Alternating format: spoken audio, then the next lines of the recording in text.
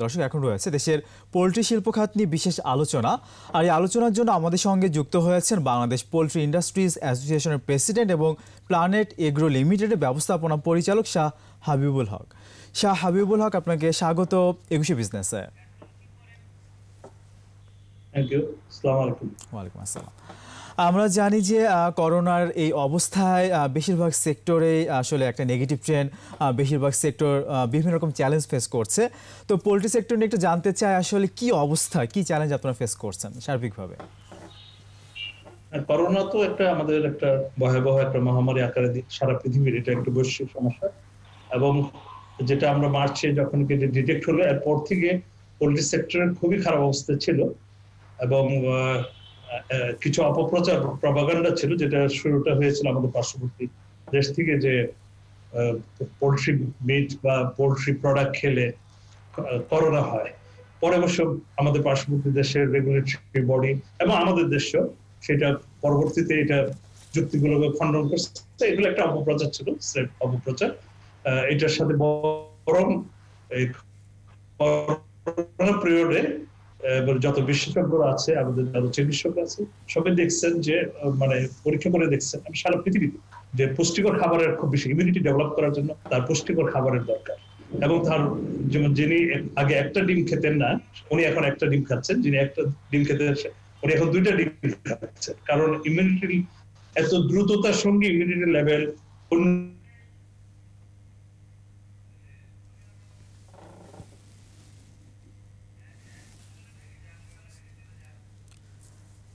জনাব শাহ হাবিবুল হক, আপনি কি আমাকে শুনতে পাচ্ছেন?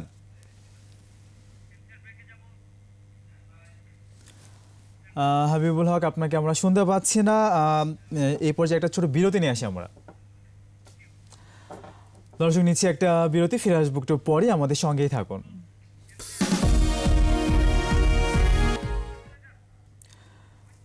আবার আমন্ত্রণ একুশে বিজনেসে। দর্শক, বিরতির আগে দেশের পোল্ট্রি শিল্প খাত নিয়ে কথা বলছিলাম বাংলাদেশ পোল্ট্রি ইন্ডাস্ট্রিজ অ্যাসোসিয়েশনের প্রেসিডেন্ট এবং প্ল্যানেট এগ্রো লিমিটেডের ব্যবস্থাপনা পরিচালক শাহ হাবিবুল হক। জনাব শাহ হাবিবুল হক, আপনি বিরতির আগে পোল্ট্রি সেক্টর নিয়ে বলছিলেন। আমি একটু জানতে চাই আসলে কি অবস্থা এই মুহূর্তে খামারিদের, সেই সাথে একটু জানতে চাইবো বিভিন্ন সেক্টরের জন্য সরকার কিন্তু অনেকগুলো প্রণোদনার প্যাকেজ ঘোষণা করেছিল, সেক্ষেত্রে আলটিমেটলি আপনারা কতটুকু আসলে লাভবান হয়েছেন?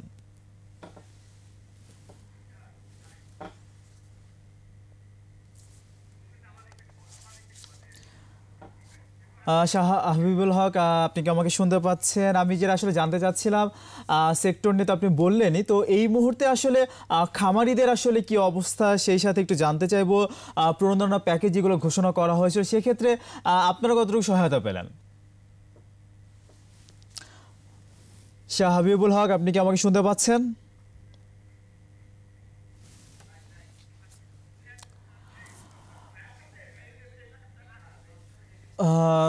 দর্শক, আমরা দুঃখিত, আসলে সংযোগটি বিচ্ছিন্ন হয়েছে। আমরা আবারও চেষ্টা করব। তো ঠিক এই মুহূর্তে আমরা শেয়ার বাজারের বর্তমান পরিস্থিতি নিয়ে, সার্বিক পরিস্থিতি নিয়ে আমরা একটা টুকরো খবর দেখছি। শেয়ার বাজার ফ্ল্যাশ। পুঁজিবাজারে তালিকাভুক্ত প্রতিষ্ঠান কেডিএস অ্যাক্সেসরিজ লিমিটেডের পরিচালনা পর্ষদ 30 জুন 2020 সমাপ্ত বছরের জন্য শেয়ারহোল্ডারদের 7.5% ক্যাশ ও 7.5% স্টক ডিভিডেন্ড দেওয়ার সুপারিশ করেছে। এই সময় কোম্পানিটি শেয়ার প্রতি আয় ইপিএস দাঁড়িয়েছে 2 টাকা 18 পয়সা। পুঁজিবাজারে তালিকাভুক্ত প্রতিষ্ঠান একমি ল্যাবরেটরিজ লিমিটেডের পরিচালনা পর্ষদে সভা অনুষ্ঠিত হবে আজ 14 অক্টোবর। সভায় 30 জুন 2020 সমাপ্ত বছরের জন্য ডিভিডেন্ডের সুপারিশ আসতে পারে। পুঁজিবাজারে তালিকাভুক্ত প্রতিষ্ঠান ডেসকো, বিএসআরএম স্টিলস লিমিটেড ও বাংলাদেশ স্টিল রিরোলিং মিলস লিমিটেডের পরিচালনা পর্ষদে সভা অনুষ্ঠিত হবে আগামীকাল 15 অক্টোবর। সভায় 30 জুন 2020 সমাপ্ত বছরের জন্য ডিভিডেন্ডের সুপারিশ আসতে পারে। পুঁজিবাজারে তালিকাভুক্ত প্রতিষ্ঠান ফরেস্ট নিটিং অ্যান্ড ডাইং লিমিটেডের পরিচালনা পর্ষদে সভা অনুষ্ঠিত হবে আগামী 17 অক্টোবর। সভায় 30 জুন 2020 সমাপ্ত বছরের জন্য ডিভিডেন্ডের সুপারিশ আসতে পারে। পুঁজিবাজারে তালিকাভুক্ত প্রতিষ্ঠান বিডি ল্যাম্পস লিমিটেডের পরিচালনা পর্ষদে সভা অনুষ্ঠিত হবে আগামী 19 অক্টোবর। সভায় 30 জুন 2020 সমাপ্ত বছরের জন্য ডিভিডেন্ডের সুপারিশ আসতে পারে। দর্শক, আমরা শাহ হাবিবুল হকের সাথে আবারও সংযুক্ত হতে পেরেছি। জনাব শাহ হাবিবুল হক, আপনি কি আমাকে শুনতে পাচ্ছেন? জি, শুনতে পাচ্ছি। জি, আমি যেটা জানতে চাচ্ছিলাম যে বিরতির আগে আপনি পোল্ট্রি সেক্টর নিয়ে বলছিলেন, বিভিন্ন চ্যালেঞ্জ নিয়ে বলছিলেন। আমি একটু জানতে চাইবো যে আসলে খামারিদের কি অবস্থা এই মুহূর্তে, সেই সাথে সরকার যে প্রণোদনা প্যাকেজ ঘোষণা করেছে সেক্ষেত্রে আপনারা কতটুকু আসলে লাভবান হলেন সেই প্রণোদনা প্যাকেজ থেকে? না, আমি নিশ্চয়ই যে এটাকে সাধুবাদ জানাই। অনেকেই হয়েছে, এটা থেকে উপকৃত হয়েছে এবং এটা খুব দরকার ছিল। কারণ আমি যেটা বললাম যে মার্চ এবং এপ্রিল মাসে এবং এপ্রিল মে মাসে খুবই খারাপ অবস্থা ছিল, টোটালি লকডাউনও ছিল, ট্রান্সপোর্টেশনের বিরাট অসুবিধা ছিল, তাতে কি অনেকে পুঁজি হারিয়ে ফেলছে। কিন্তু এটা গভর্নমেন্ট তো তার অনেক বিরাট একটা কাজ হয়েছে, কিন্তু সবের নির্ভর করবে যে আমাদের তো সেক্টরে এক একজন এক এক ব্যাংকের সাথে ওই তার রেসপেক্টিভ ব্যাংক কিভাবে তার সাথে হ্যান্ডেল করছে সেটার উপর কিন্তু নির্ভর করবে। কারণ এটা ব্যাংকে যারা ব্যাংকের সাথে যাদের সম্পর্ক নাই তারা তো সেভাবে পাবে না, এটা আপনি জানেন। সুতরাং সেটা আবার তার এক একটা ব্যাংকের তার প্রোঅ্যাক্টিভনেস এবং এটাকে হ্যান্ডেল করার কাস্টমারকে সেটার উপর নির্ভর করে। সেই জন্য অনেকে পেয়েছে, যেমন আমাদের কোনো অসুবিধা হয়নি, আমি অ্যাজ এ কোম্পানি হিসেবে যদি বলি, কিন্তু অনেকের আবার অসুবিধা হয়েছে এবং সেটা আবার প্রান্তিক লেভেলের চাষিরা কতটুকু উপকৃত হয়েছে এটা আমার এই ব্যাপারে একটু ডাউট আছে, কিন্তু অনেকে আবার পেয়েছেন। ইভেন মানে আমাদের সেক্টরে অনেকে উপকার হয়েছে, আবার অনেকে উপকার হয়নি। এটা ডিপেন্ড করে তার ব্যাংকে কিভাবে তাকে হ্যান্ডেল করছে জিনিসটা। আচ্ছা আচ্ছা। আর যেটা আমি বলছিলাম, যেটা যে প্রথম দিকে যে প্রপাগান্ডাটা ছিল সেটা এই গভর্নমেন্টের আমাদের মন্ত্রণালয়ের এবং অ্যাসোসিয়েশন গুলা, বাংলাদেশ পোল্ট্রি এবং অন্যান্য অ্যাসোসিয়েশন যারা আছে তাদের প্রচেষ্টা, এবং এটা আরো বেশি প্রচেষ্টা করতে হবে। এই প্রপাগান্ডা গুলো অনেক সময় হয় গুজব, এবং বিশেষ করে সোশ্যাল মিডিয়াতে অনেক বেশি আসে, যেগুলা মানে মেইন স্ট্রিমের মিডিয়াতে না আসে, যে এটা খেলে এই অপকার। কিন্তু সমস্ত বিশেষজ্ঞর মত হচ্ছে যে যত বেশি এই পোল্ট্রি মিট, আপনার ব্রয়লার মিট বা ডিম, এটাতে তার ইমিউনিটি লেভেল আরো বাড়বে এই করোনা পিরিয়ডে, তার জন্য এটা উপকার হবে। যেমন আমাদের এই যে যারা আমরা এটা অপপ্রচার গুলো করি, উনিও কিন্তু KFC তে গিয়ে যে মুরগিটা খাচ্ছেন বা নান্দোজে গিয়ে যে মুরগিটা খাচ্ছে বা হারভিতে গিয়ে যেটা খাচ্ছে সেটা কিন্তু ব্রয়লার মুরগি। সবই ব্রয়লার মুরগি আমরা খাচ্ছি, এবং সারা পৃথিবীতে ব্রয়লার মুরগি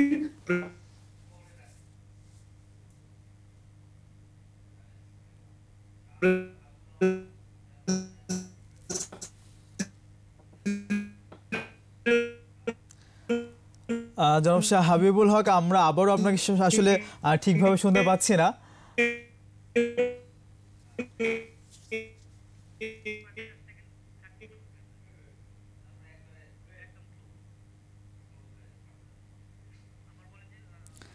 জনাব শাহ হাবিবুল হক, আপনি কি আমাকে শুনতে পাচ্ছেন? পর্যন্ত সবই ব্রয়লার মুরগি খাচ্ছে, এটা করার কোনো অথরিটি না, তাদের কোনো এক্সপার্টিস সেক্টরের ক্ষতি হয়। এবং আলটিমেটলি শাহ হাবিবুল হক, আমরা অনেক কথা মিস করেছি। আপনি বলছিলেন যে KFC, তারপরে এরকম নান্দোস, সেখানেও কিন্তু ব্রয়লার মুরগি পরিবেশন করা হচ্ছে, সেখান থেকে আবার শুরু করেন। সাদামাটা উদাহরণের জন্য, আমরা যারা ব্রয়লার কি মনে করি যে ব্রয়লার খেলে আমার সমস্যা হবে, কিন্তু যিনি এটা বলতেছেন উনিও কিন্তু KFC গিয়ে মুরগি ফ্রাই খাচ্ছেন, বা BFC তে গিয়ে খাচ্ছেন, বা হারভিতে গিয়ে খাচ্ছে। তার মানে সমস্ত ফাস্ট ফুড যত কিছু, তারপরে বার্গার খাচ্ছে। মানে ওয়ার্ল্ড ওয়াইড কিন্তু সবাই ফার্মের মুরগি খাচ্ছে, আসলে ব্রয়লার মুরগি খাচ্ছে ওয়ার্ল্ড ওয়াইড এটা। হ্যাঁ, আমি একজন খুব স্বনামধন্য একজন রাষ্ট্রদূতের সাথে সকালে হাঁটি, এখন করোনার সময় বেশি হচ্ছে না, তো উনি বলতেছেন ব্রয়লার মুরগি, ওনার মতন হাই প্রোফাইলের লোক, উনি বলতেছিলেন যে ব্রয়লার মুরগিতে নাকি সমস্যা হয়। তো আমি ওনাকে with due respect to him আমি বললাম যে আপনি 20 বছর তো মানে কূটনৈতিক মিশন গুলোতে ছিলেন বিভিন্ন দেশে, অনেক দেশে অ্যাম্বাসেডর হিসেবে ছিলেন, আপনি যত মুরগি খেয়েছেন সবগুলো ব্রয়লার মুরগি খেয়েছেন, ওই তাই নাকি? আমি হ্যাঁ। তখন আমি ওনাকে জিনিসটা বুঝিয়ে দিলাম, মানে ওনার লেভেলের লোকেরও একটু সন্দেহ ছিল। এরকম আমরা যেরকম একজন রিক্সাওয়ালা ভাই, উনি যে কায়িক পরিশ্রম করেন, উনি যদি ডেইলি 2টা ডিম খান, 2টা ডিমের আপনি বললেন দাম বেশি, তারপর 2টা ডিমের দাম কিন্তু 16 টাকা, উনি কিন্তু তার চেয়ে অনেক বেশি একটা সিঙ্গারা খেয়ে বা একটা সিগারেট খেয়ে অনেক বেশি খরচ করতেছে। উনি যদি 2টা ডিম খান, উনি পরিশ্রম করতে আরো সুবিধা হবে, এবং ওনার শরীরটা ভেঙে যাবে না। এবং এই করোনার সময় যেটা হয়েছে যে ডিম খেয়ে কিন্তু তার ইমিউনিটি লেভেলটা অনেক চিকিৎসকরা এবং নিউট্রিশনিস্টরা সেটাকে রিকমেন্ড করছে।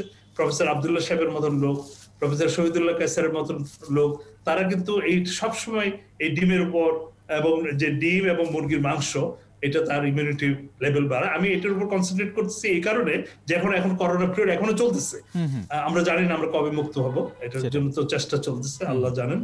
তো আমি এই জন্য রিকমেন্ড করব এই টাইমে আরো বেশি করে মুরগির মাংস যে যেভাবে খেতে চায়, মানে আমাদের অপপ্রচারটা আসলে রোধ করতে হবে। অপপ্রচার, এই অপপ্রচারটার জন্য আমি কিছুদিন আগে মাননীয় মন্ত্রীর সাথে দেখা করেছিলাম আমাদের অ্যাসোসিয়েশন থেকে, আমি ওনাকে সেটাই আমি খুব রিকোয়েস্ট করেছি এবং উনি সেটা সঙ্গে সঙ্গে এটা অ্যাকসেপ্ট করছেন এবং উনি অধিদপ্তরকেও বলেছেন যে এই যে প্রচারটা কিভাবে করা যায়, এই যে অপপ্রচারের এগেইনস্টে পজিটিভ প্রচারগুলো কিভাবে করা যায় মেইন স্ট্রিমে। অপপ্রচারগুলো হয় কিন্তু সোশ্যাল মিডিয়াতে, মেইন স্ট্রিম মিডিয়াতে তো কোনো সময় অপপ্রচার হবে না, কারণ ওইখানে তো বিশেষজ্ঞ লোকরা আছেন এবং শিক্ষিত লোকজন আছে। অপপ্রচারটা হয় কি কিছু একটা ভেস্টেড মহল এটার সুযোগটা নেয়, কিন্তু এটা যেন রাষ্ট্রের জন্য, দেশের জন্য কত বড় ক্ষতি এটা তারা বুঝতে পারে না। এটার সঙ্গে 50 থেকে 60 লক্ষ লোক জড়িত কিন্তু, এবং এটা এরকম অনেক প্রচার আমরা দেখে থাকি যে ব্রয়লার মুরগিকে এমন সব খাদ্য খাওয়ানো হয় যেটা আসলে স্বাস্থ্যের জন্য ঝুঁকিপূর্ণ, এরকম কথা আমরা শুনে থাকি। আবার অনেকে বলে থাকেন যে আসলে ব্রয়লারের দেহে শুধু পানি দেখা যায়, পানি পরিমাণটা বেশি, মানে এত কেন, অপরিপক্কতার একটা ব্যাপার আছে, ঝিমায় থাকতেছে মুরগিটা। এই যে বিষয়গুলোকে আপনি কিভাবে ব্যাখ্যা করবেন? এইগুলো অপপ্রচার। আপনার ওই যে খাবারের ব্যাপারটা, এটা আমি একদম ক্লিয়ারলি বলতেছি, এটা কিছু মানে যারা নাকি মানে তারা ব্যবসায়ী না, এই যে যারা নাকি এটা ধরেন 0.01% হবে। আচ্ছা, মানে কিছু অসৎ ব্যবসায়িক কারণে এরকম হচ্ছে কিনা, মানে তারা এমন কিছু খাওয়াচ্ছে তাদেরকে। তাও এই যে টেরারি আশেপাশে হয়তো এগুলোকে গভর্নমেন্ট থেকে অনেকবারই এটাকে ক্রাশ করে দেওয়ার চেষ্টা হচ্ছে, তারপরে হয়তো কিছু করে। সেটা আমি যদি কোয়ান্টিফাই করি, এটা is not even 0.1% of the total feed যেটা প্রডিউস হয় দেশে। সুতরাং এটা কয়টা মুরগি খেয়েছে? এখন দেশে তো প্রত্যেক সপ্তাহে আমাদের 2 কোটির মতন বাচ্চা ফার্মে ঢুকে, এটা এবং 30 দিন পরে সেগুলো বড় হচ্ছে। এই 2 কোটির মধ্যে তো আমার তো মনে হয় না যে 1000 মুরগিও 2 কোটির মধ্যে 1000 মুরগি ওই ধরনের খাবার খাওয়ার সুযোগ হয়। কারণ এটা তো কোনো যারা সেন্সিবল মানুষ তো প্রশ্ন ওঠে না, এটা কোনো বড় ফিড মিল কেন, কোনো ছোট ফিড মিলও এটা করবে না। এটা হয়তো আশেপাশে লোকালাইজড টাইপের টেরারি আশেপাশে হয়তো হইতে পারে, সেটাই আমি একটু কোয়ান্টিফাই করতে চাই 0.1%। তো সুতরাং এটা রিপ্রেজেন্ট করে না, এটা কোনো ডাটাই রিপ্রেজেন্ট করে না যে ব্রয়লার মুরগির খাবারটা হয়ে যাবে। আর অপরিপক্কর কথা যেটা বললেন, এটা ব্রয়লার মুরগি আপনার 30 দিনই কিন্তু 1.8 কেজির মতো হয়ে যায়, 35 দিনে এটা 2+ কেজি হয়। এটা যদি কেউ অনেক আগে বিক্রি করে দেয় মার্কেটিং এর জন্য, এটা করা উচিত না। আমি আপনাদের মাধ্যমে খামারি ভাইদেরও বলছি যে 30 দিনের আগে কোনো ব্রয়লার মুরগি বিক্রি করা উচিত না, তাইলে তার ফাইবারটা বিল্ড আপ হয় না। তার হয়তো এই যে আপনি যেটা পানি বললেন, এটা আসলে 30 দিন করলে এটা আর হবে না। আমাদের মুরগি কেনার সময় 2 কেজির উপরে মুরগি কেনা উচিত কিনা আসলে? 2 কেজির উপর আমি তো সারা পৃথিবীতে কিন্তু ইভেন আমাদের পাশে থাইল্যান্ডে বলেন বা মালয়েশিয়াতে বলেন, তারা কিন্তু 2.2 কেজি বা 2.25 কেজি মুরগি খায়। আমরা আমাদের মধ্যে এই ইয়াটা আসতেছে, যত আপনি বেশি বড় খাবেন তত আপনি মিট পার্সেন্টেজটা অনেক বেশি পাচ্ছেন। হাড় তো সমানই থাকতেছে এবং আরো ফাইবারটা আর একটু ঘটনটা স্ট্রাকচারটা বিল্ড আপ হয়। এজন্য আমি আপনাদের মাধ্যমে এটা সবাইকে রিকোয়েস্ট করবো, কনজিউমারদের রিকোয়েস্ট করবো যে 30 থেকে 35 দিনের মধ্যে ব্রয়লার মুরগি করা, এবং চাষিদেরও রিকোয়েস্ট করবো 30 দিনের আগে অবশ্যই বিক্রি না করা। এবং 30 থেকে 35 দিন পরে তো একটা ব্রয়লারের ওজন মোটামুটি 2 কেজির উপরেই হবে, তাই তো? হ্যাঁ, 2 কেজি বা 1.8 কেজি টু 2 কেজি বা 2.2 KG, that is the ideal. So কোনো মতে the bottom line is that 2 কেজির নিচে আমরা কোনো মুরগি বিক্রি করব না, বা 30 দিনের নিচে আমরা বিক্রি করব না। এটা হয় কি, আমি একটা উদাহরণ দিচ্ছি, ছোট করে, আমাদের একদম হাতে সময় নেই, ছোট করে জানবো আর কি। জি, তো অনেক সময় হয় কি, তারা রেটটা ভালো পাওয়ার জন্য 25 দিনের দিনে বা 21 দিনের দিনে বিক্রি করে দিচ্ছে, এই জন্য এটা টেস্টটা ওরকম ভাবে বিল্ড আপ হয় না। ওই ক্ষেত্রে আমাদেরকে আসলে সতর্ক হতে হবে, আমাদেরকে আসলে দোকানে যে আসলে 2 কেজি নিচে আসলে মুরগি আমরা খুঁজবো না, সেটা করলে কিন্তু অনেকখানি এটা প্রতিরোধ করা সম্ভব হবে। আমরা পোল্ট্রি সেক্টর আরো ভালো উন্নতি কামনা করছি আমরা করোনা পরিস্থিতিতেও। আমরা আশা করছি এই সেক্টর আরো আগের মতো এগিয়ে যাবে, সেই প্রত্যাশা নিয়ে শেষ করছি। আপনাকে অনেক ধন্যবাদ আমাদেরকে সময় দেওয়ার জন্য। দর্শক, এতক্ষণ দেশের পোল্ট্রি শিল্প খাতের নানা দিককরণের কথা বলছিলেন বাংলাদেশ পোল্ট্রি ইন্ডাস্ট্রিজ অ্যাসোসিয়েশনের প্রেসিডেন্ট এবং প্ল্যানেট এগ্রো লিমিটেডের ব্যবস্থাপনা পরিচালক শাহ হাবিবুল হক। দর্শক এখন নিচ্ছি বিরতি, ফিরবো বেলা 2:30, আমাদের সঙ্গেই থাকুন।